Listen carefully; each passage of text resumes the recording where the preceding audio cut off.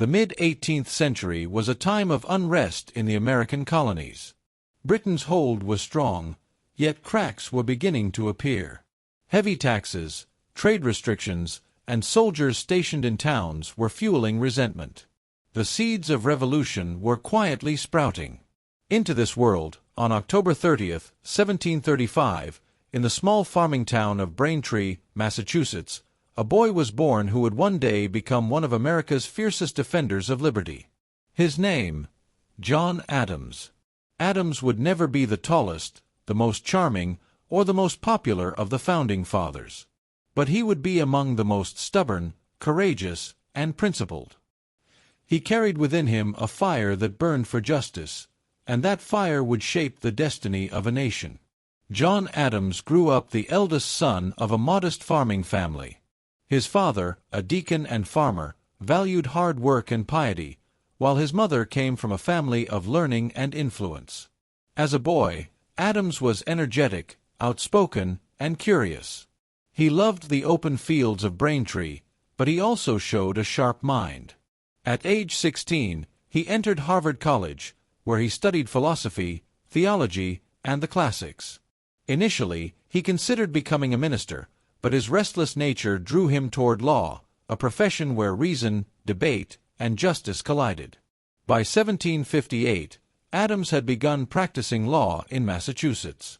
He quickly earned a reputation for his honesty, intelligence, and fearlessness in court. Though blunt and sometimes impatient, he believed deeply that the law must serve liberty. It was during these years that Adams also met Abigail Smith, the woman who would become his wife and closest confidant. Their marriage in 1764 was not just a union of love, but of intellect. Abigail's sharp mind and strong will matched John's fire. Their letters, exchanged over decades, remain some of the most insightful records of America's founding era. The 1760s brought rising tension between Britain and the colonies. The Stamp Act of 1765 outraged colonists, and Adams emerged as a passionate critic of British authority. He argued that taxation without representation was tyranny, a violation of the natural rights of man. Adams's essays and speeches made him a well-known voice of resistance. He was not as fiery as Patrick Henry, nor as charming as Benjamin Franklin, but he was relentless. His words were sharp, reasoned, and uncompromising. He was soon chosen as a delegate to Massachusetts political gatherings, where his courage and intellect set him apart.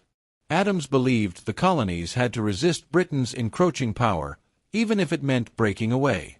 By the late 1760s, he was no longer just a lawyer.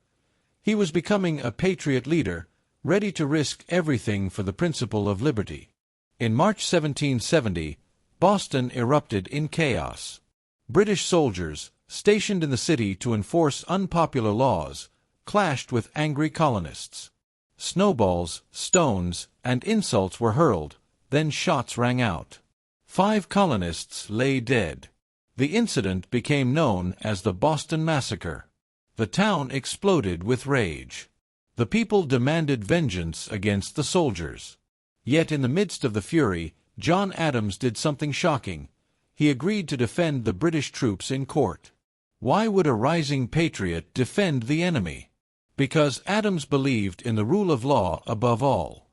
Justice, he said, must not bend to passion. If the soldiers were guilty, the court would decide, not the mob.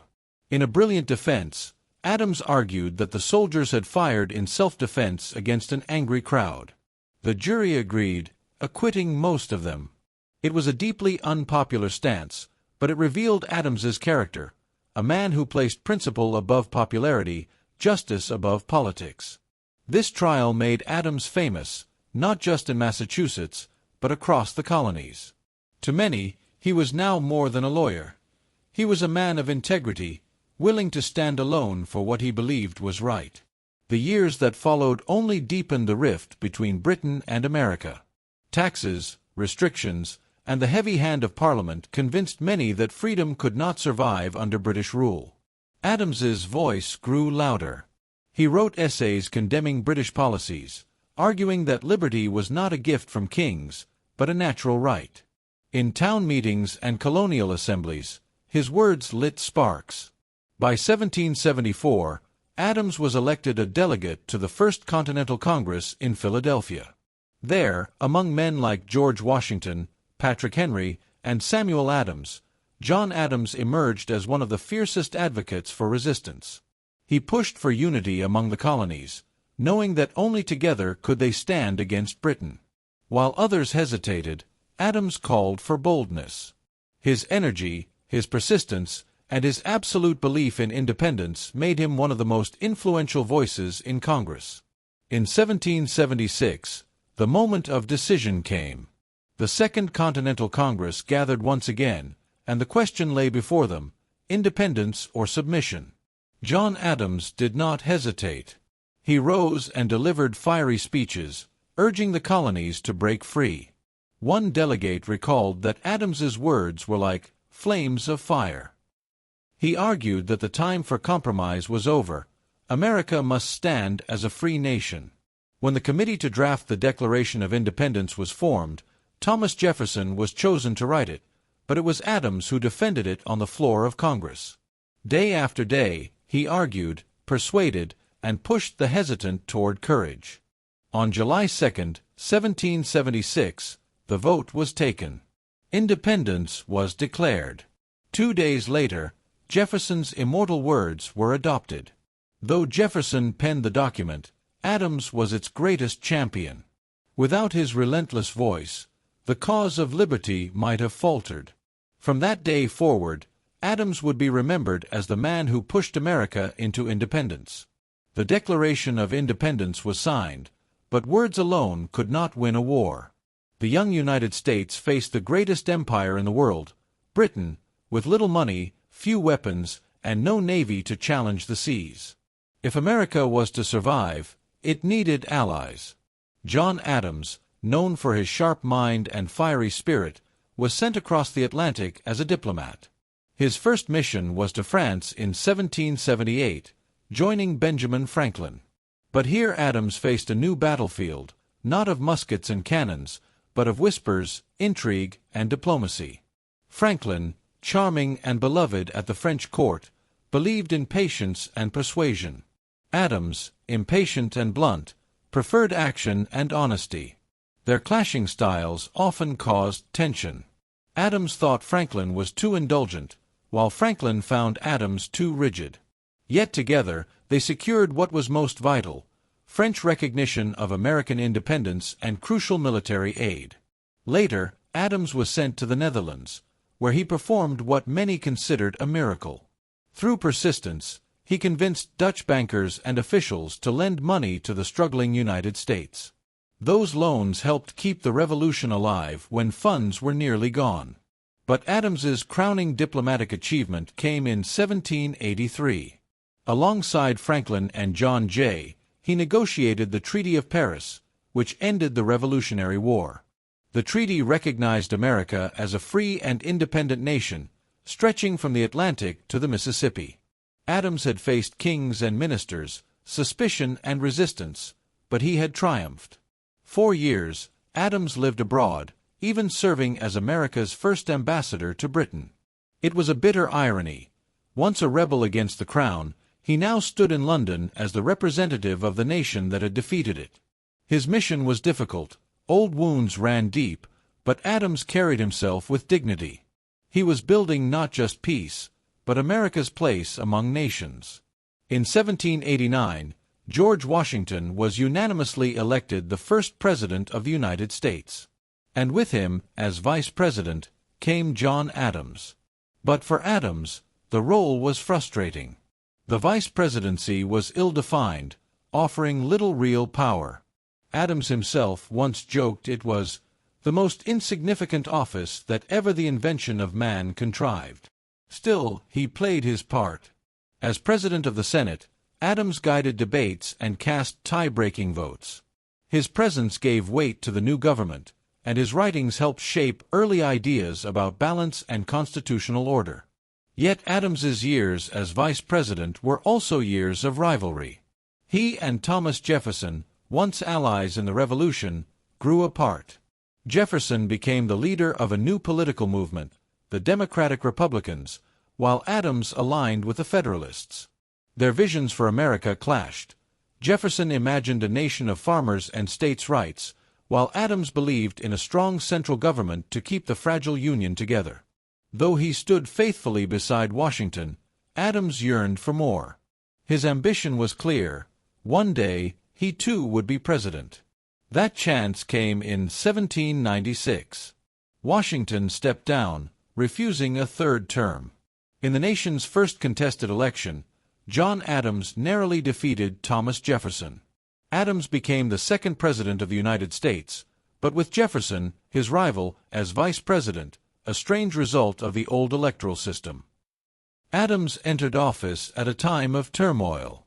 Abroad, the French Revolution was raging, and France, once America's ally, now clashed with American ships at sea.